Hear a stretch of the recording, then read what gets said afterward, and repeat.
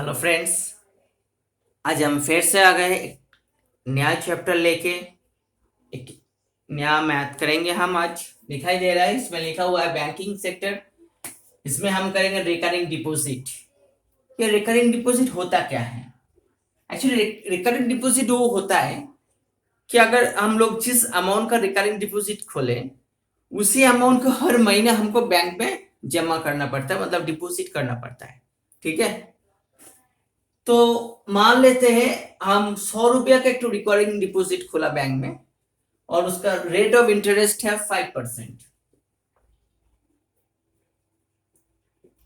तो पहला वाला जो 100 रुपया हमने दिया पहला महीने, वो 1 साल रहा बैंक में, तो वो 12 महीने के लिए रहा। सेकेंड मंथ पे जो दिया हमने 100 रुपया, वो 11 महीने के लिए रहा। थर्ड महीने में जो दिया हमने वो 10 महीने के लिए रहा। तो इसी तरह आखिरी महीने में जो दिया बस वो 1 महीने के लिए रहा। और रेट ऑफ इंटरेस्ट 5% का मतलब क्या है? ₹5 का मतलब ₹5% का मतलब है 100 रुपया का 1 साल का इंटरेस्ट होता है 5 रुपया।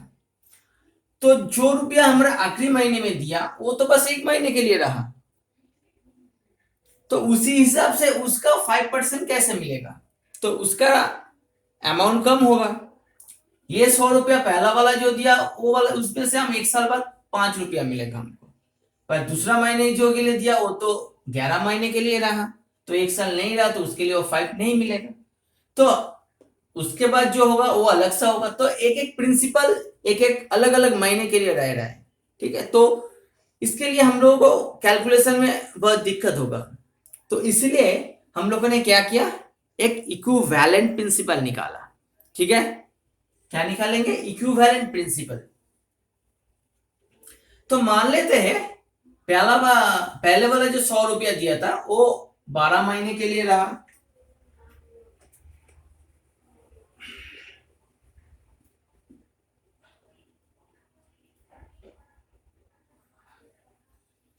तो वो वाला रहा 12 महीने के लिए। दूसरा वाला जो दिया था वो वाला रहा 11 महीने के लिए। उसी हिसाब से आखिरी महीने जो दिया था वो रहा 1 महीने के लिए। अगर सभी को हम ऐड कर देंगे तो क्या मिलेगा हमको? 100 कॉमन ले लिया यहां से, 1+2+3+12। ओके, तो ये 12 महीने के लिए इतना रुपीस मिल रहा है हमको। ये वाला क्या है? Equivalent principal.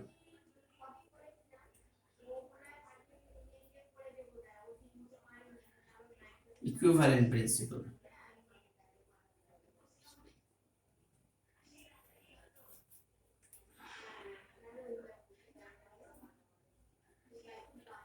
तो कितना हुआ ये? 12+1 13, यहां पर रहेगा 11, 11+2 वो भी हो गया 13। तो इसी तरह करते करते कितना रहेगा? 6 रहेगा। Okay, 6 term. कितना टर्म होगा? 6 टर्म, मतलब 100 × 13 × 6। तो ये 6 टर्म कहां से मिला हमको? 12 मंथ था,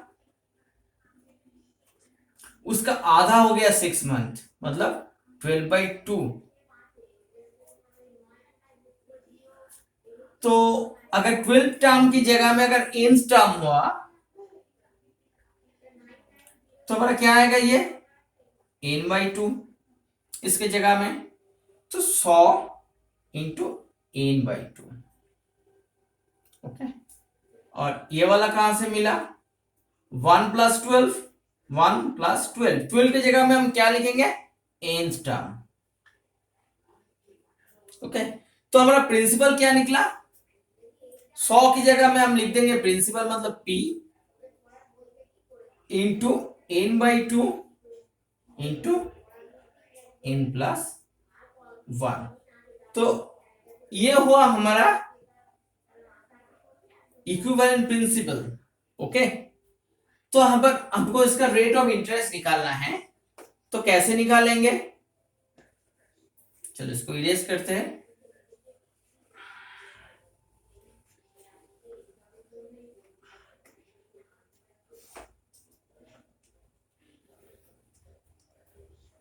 इसका रेट ऑफ इंटरेस्ट मान लेते हैं आर है, R% है। तो हम जो सिंपल इंटरेस्ट किया था तो हम लोग इंटरेस्ट कैसे निकालते थे, P/R/T बाई 100। ये T किसको डिनोट करता था, टाइम को, मतलब कितने साल कितने महीने। तो उसी हिसाब से अगर करें तो यहाँ पे P क्या है, ये वाला है, P into N plus 1 by 2। ये कितने महीने के लिए था, ये वाला निकाले थे हम 12 महीने के लिए। तो इसको हम एक महीने में लाएंगे तो क्या करेंगे, 12 से डिवाइड कर देंगे। तो हो गया, P आ गया ये, और T N यहाँ पे टाइम को डिनोट करता है, N मतलब कितने मंथ।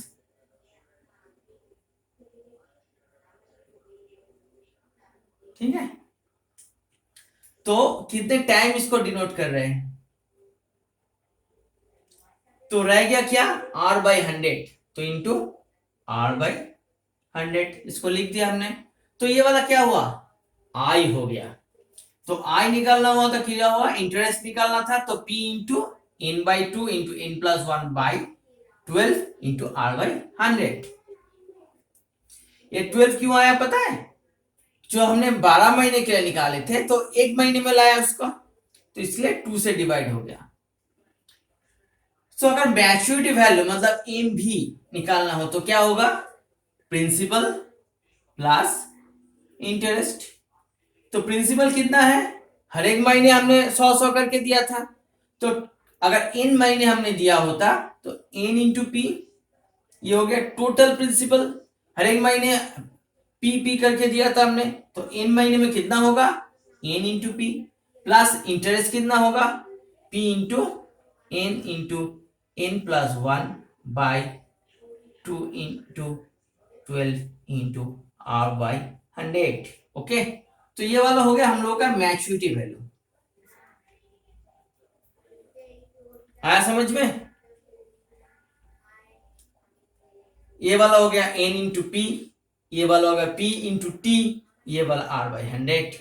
n टाइम को डिनोट कर रहा है, और ये n into n plus 1 by 2 divided by 12 कैसा है पता हुआ, क्योंकि ये 12 महीने के लिए था, टोटल हमने 12 महीने ऐड किया था, इसीलिए 12 से डिवाइड कर दिया तो एक महीने में आ गया।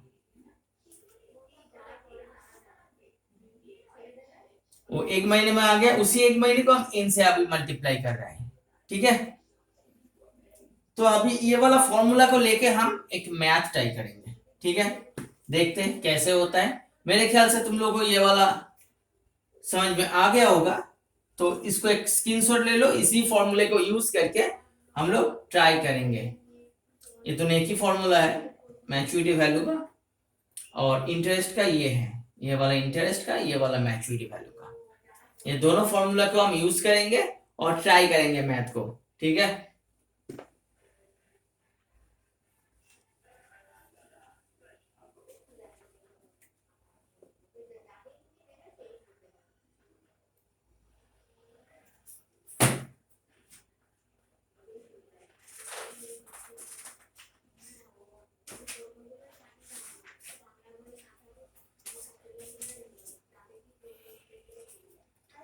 पहला वाला ट्राई करते हैं, जहां पे लिखा हुआ है Shweta deposit ₹350 per month in a recurring deposit account for 1 year at the rate of 8% per annum. Find the amount she will receive at the time of maturity। मतलब मैच्योरिटी वैल्यू निकालना है, तो उसी हिसाब से यहाँ पे पी कितना है, ₹350। Okay, recurring deposit for 1 year मतलब n इज इक्वल टू कितना हुआ, 12 मंथ।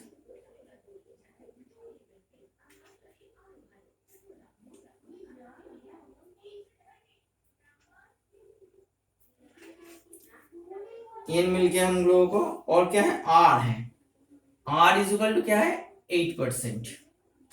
हमें क्या निकालना है, मैच्योरिटी वैल्यू कितना है। ओके, तो हम ट्राई करेंगे इसको। तो हमें पता है मैच्योरिटी वैल्यू का फॉर्मूला क्या है, n into P plus p into n into n plus 1 by 2 into 12 into r by 100।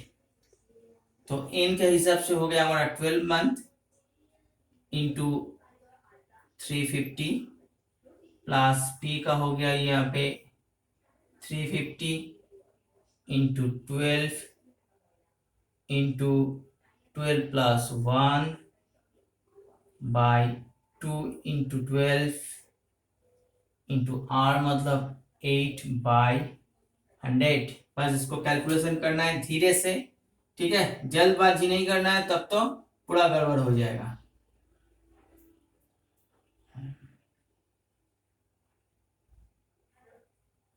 यहाँ पे 12 काट जा रहा है, यहाँ से 8 को हम काट पाएंगे, 4 से कटा तो 2, 4 से कटा तो ये 25, ये वाला 2, ये वाला 2 कट गया, ठीक है।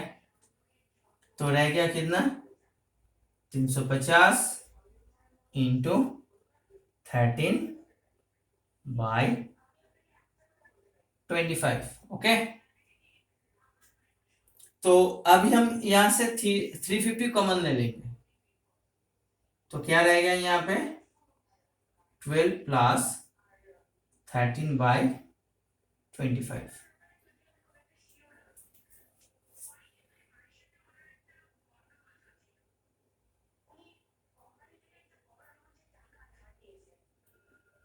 यहाँ पे 25 के एलसीएम आ गए हम लोग को, 25 इंटू 12 मल्टीप्लाई करेंगे तो 6 300 माइनस 13।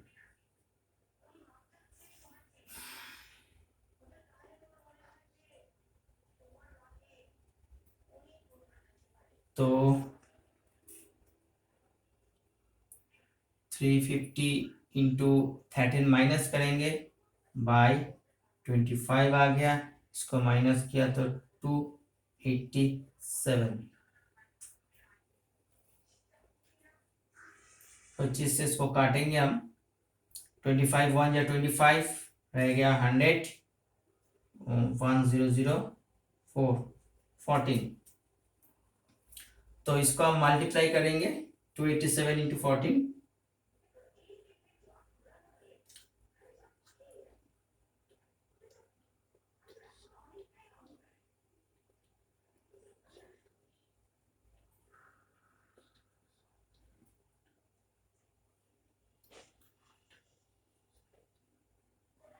थ्री 3987। ओके, तो कितना रुपीस उसको वापस मिलेगा एक साल बाद, 3987। ओके, तो हम लोग इसका कैलकुलेशन सही हुआ कि नहीं, हम एक बार आंसर चेक कर लेते हैं किताब से।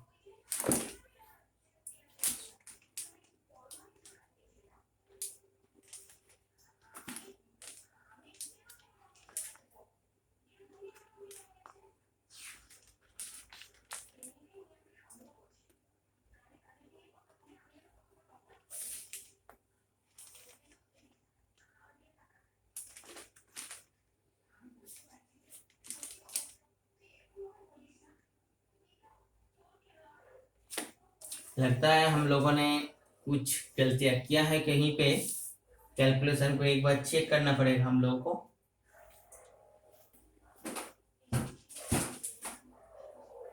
हम्म 12 into 350, 2 into 350 into 12 into 12 plus 113, 2 by 12, 8 by 100। इसको काटा तो 12 कट गया, यहाँ पे हुआ 4 से कटा 4 2 या 4 25, तो रह गया 25। यहाँ पे 350 इंटू 13 बाई 25। ओके, 350 कॉमन लिया, 12 प्लस 25 को अगर किया तो 25 2 जा 50 0 25 1 25 प्लस 5 30, ठीक है। 87,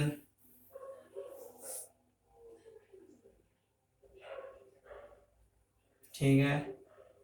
35 25 1 100 4 14, 287 का मल्टीप्लाई किया तो कितना आएगा?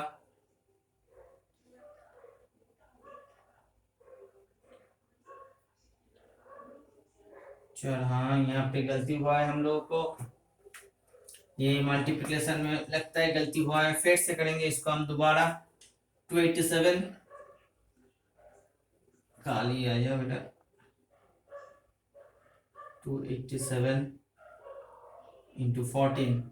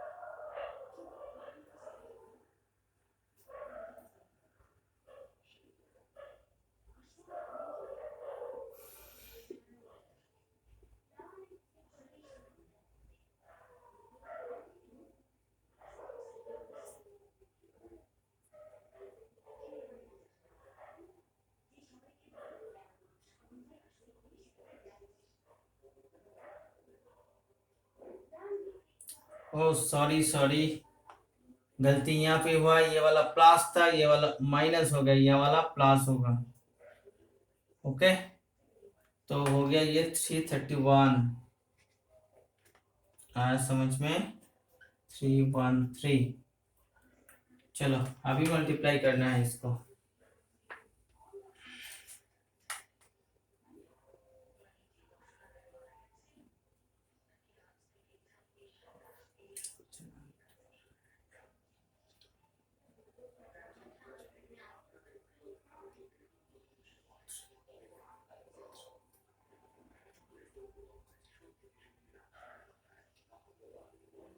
Four three eight two, okay, हो गया 4382। तो श्वेता को कितना रुपीस मिलेगा maturity value she will receipt?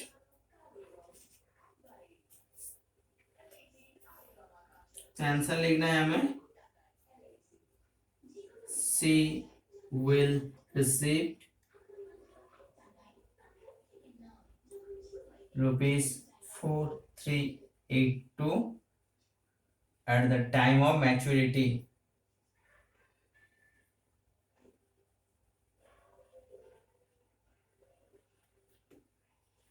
Calculation का टाइम है, ध्यान से करना है, अगर प्लस माइनस के प्रॉब्लम ना हो, नहीं तो मेरे तरह से लेट हो जाएगा तुम लोगों को भी, याद रखना, ठीक है। यहाँ पे प्लस होता हमने माइनस कर दिया था, तो देख के करना, कैलकुलेशन टाइम में कोई गलतियां ना हो जाए, ठीक है। तो ऐसे किया जाता है मैथ बैंकिंग का, ये फॉर्मूला यूज करके हम आसानी से इसको निकल पाएंगे, ठीक है। तो मेरे ख्याल से तुम लोग इसको ट्राई करो अपने घर पे, और जो प्रॉब्लम में हो उसको इनबॉक्स में डाल देना, हम उसको करके रिप्लाई दे देंगे तुमको, और कैलकुलेशन सही तरह से करना, ठीक है। और जो लोग पहली बार आए हो मेरे चैनल में, तो इस चैनल को एक बार सब्सक्राइब करना और अपने दोस्तों के साथ शेयर करने के जरूर करना, और एक लाइक, ओके, थैंक यू।